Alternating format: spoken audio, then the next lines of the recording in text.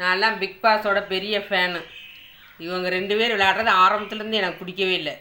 அதனால் பார்வையும் கம்ருதினையும் முதல்ல வெளியே அனுப்புனாத்தே பிக் பாஸ் உருப்படும்.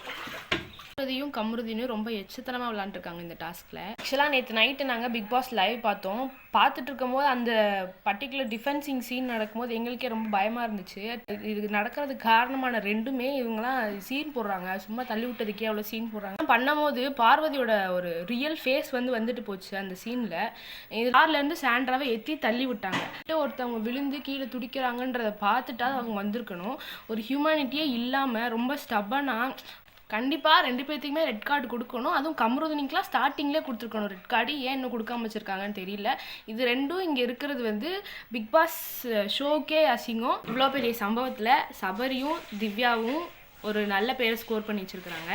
இவங்க 2 இதை பற்றி நீங்கள் என்ன நினைக்கிறீங்கன்னு கமெண்ட் பண்ணிடுங்க.